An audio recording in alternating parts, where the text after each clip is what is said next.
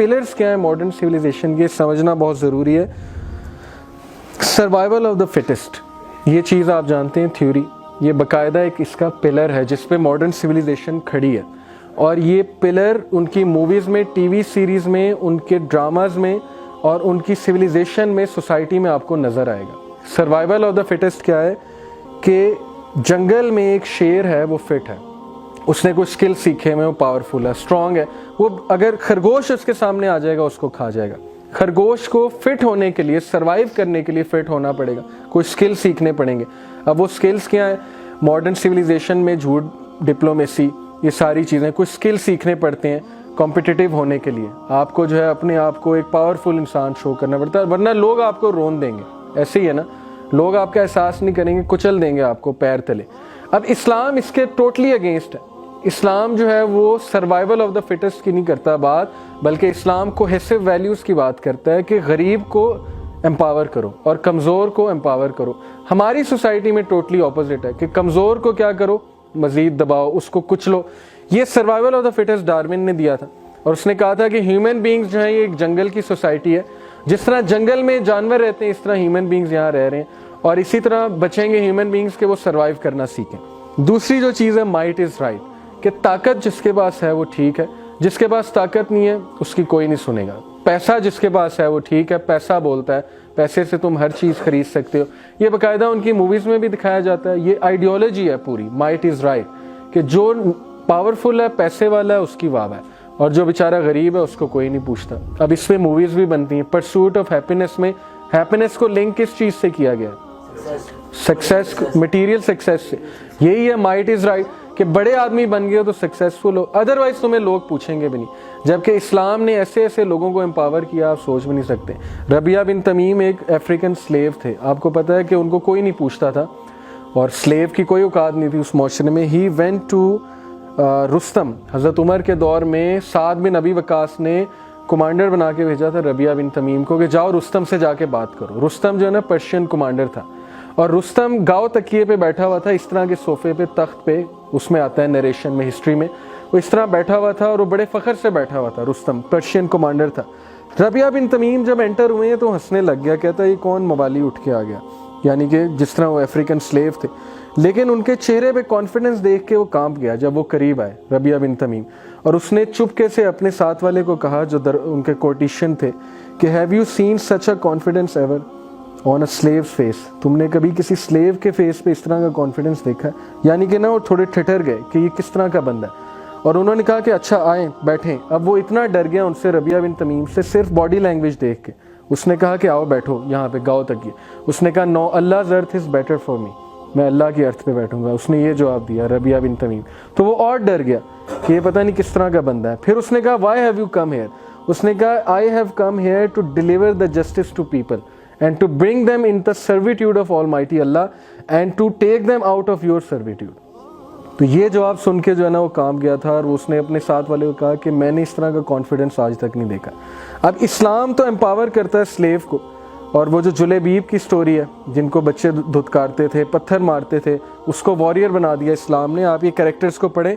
लेकिन यहाँ पे क्या है कि जो गरीब है वो फारेगा और जो अनपढ़ बंदा है वो भी फारेगा, और उसकी कोई इज्जत नहीं है। जिसके पास पैसे नहीं है उसको कोई नहीं पूछेगा, कोई रिश्ता नहीं देगा। जबकि नबी सल्लल्लाहु अलैहि वसल्लम ने जुलेबीब को जो है वो रिश्ता करवाया था एक बहुत ही खूबसूरत सहाबिया के साथ, जस्ट बिकॉज उनमें तकवा था। इस्लाम कहता है तकवा इज़ राइट, ये सिविलाइजेशन कहती है might is right, so you have to be mighty and powerful. Materialism इसका एक बहुत बड़ा पिलर है। मटीरियलिज्म से क्या मुराद है? मटीरियलिज्म रिजेक्ट करती है सोल को, डे ऑफ जजमेंट को, गॉड को। हर चीज़ जो नज़र नहीं आती मटीरियलिज्म उसको रिजेक्ट करती है। This is in plain words materialism. अब मटीरियलिस्टिक वैल्यूज़ क्या है कि हर चीज़ का प्रूफ मांगना, कहना कि मुझे दिखाओ, गॉड दिखाओ, मुझे सोल दिखाओ। सोल तो नहीं है, बॉडी तो है ना, बॉडी पे वर्क करो, सोल को छोड़ो, देखा जाएगा। चलो दुनिया तो है ना, आखिरत नहीं है तो क्या हुआ, आखिरत देखी जाएगी, आएगी, तो दुनिया पे तो वर्किंग आप करना शुरू करो ना। ये सारा मटीरियलिज्म है। Cut throat competition, cut throat का अगर आप मतलब सोचें तो इसका क्या मतलब है? गला काट कॉम्पिटिशन, यानी कि उर्दू में कितनी ख़तरनाक बात है। अब लिटरली ये कंपटीशन है जॉब्स में, यूनिवर्सिटीज़ में, स्कूल्स में। बच्चों को प्रिपेयर किया जा रहा है इस सिस्टम के लिए कि तुमने ऊपर जाके सिर्फ अपने बारे में सोचना है, जॉब्स तुमने खुद लेनी है, किसी के बारे में नहीं तुमने सोचना, और लोगों को रोंद के भी आगे जाना पड़े तो तुमने लोगों को रोंद के आगे जाना पड़ना।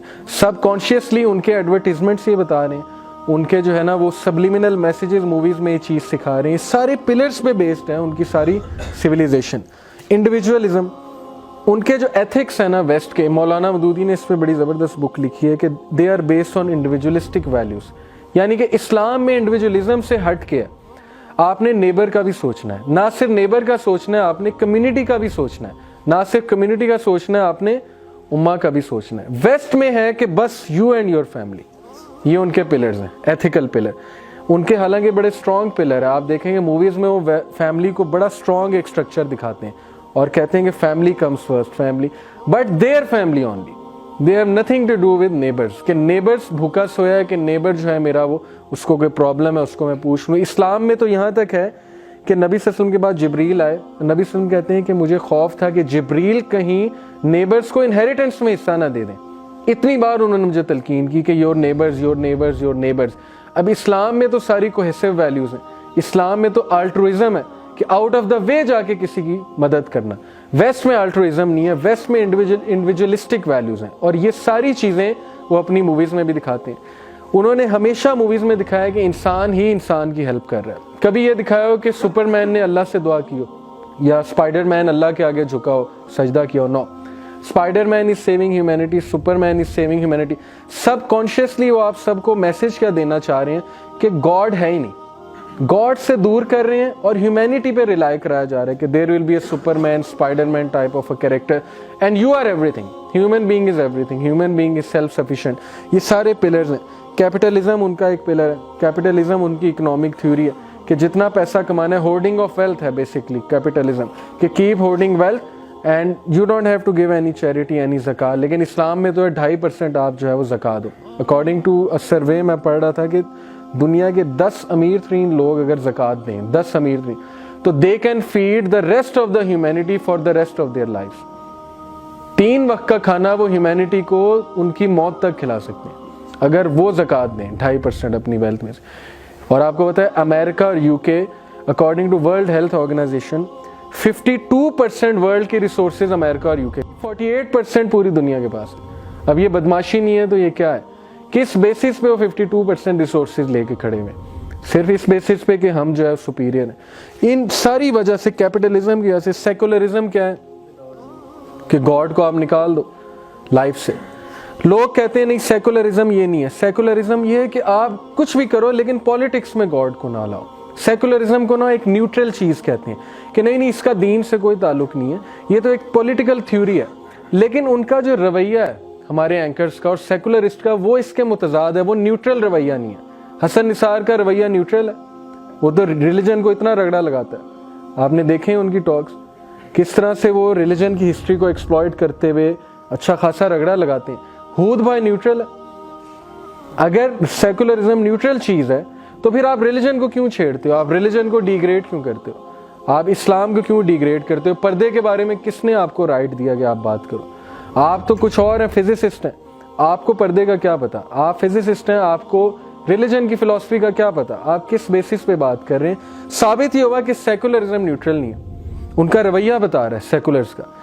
ये एक रिलीजन के अगेंस्ट चीज निकली थी सेकुलरिज्म। इसकी अगर आप हिस्ट्री जाके स्टडी करें तो रिलीजन से मुतनफर हो के क्रिश्चियन जो है वो सेकुलर हुए थे, और वो मुस्लिम्स जिनको इस्लाम में कुछ नजर नहीं आ रहा क्योंकि उन्होंने पढ़ा नहीं हुआ, वो भी सेकुलरिज्म की तरफ जा रहे हैं मुतनफर हो के कि इसमें तो फिरका वारियत है। प्रोपेगेंडा करते हैं एक्सप्रेस ट्रिब्यून वाले, हर तरफ दिखाते हैं माइनॉरिटीज पे जुल्म हो रहा है, हर तरफ दिखाते हैं ऑनर किलिंग हो रही है, फलानी चीज़ हो रही है, ये हो रहा है, वो हो रहा है। इससे वो प्रूव करते हैं कि religion is the root cause of all the evil happening. Subconsciously आपको ये मैसेज दे रहे हैं। अब ये जो पिलर्स हैं इन पे मॉडर्न सिविलाइजेशन खड़ी है, और ये सारे पिलर्स उनकी मूवीज़ में सबकॉन्शियसली सबलिमिनल मैसेजेस के थ्रू हमें बताए जा रहे हैं। आज का जो इंसान है वो इन पे बना है, उसके भी यही पिलर्स हैं। Survival of the fittest, might is right, materialism, cut throat competition, individualism, capitalism, और खुदा से उसका कोई ताल्लुक नहीं। गॉडलेस जनरेशन है हमारी, खुदा को बात करना भी पसंद नहीं करते।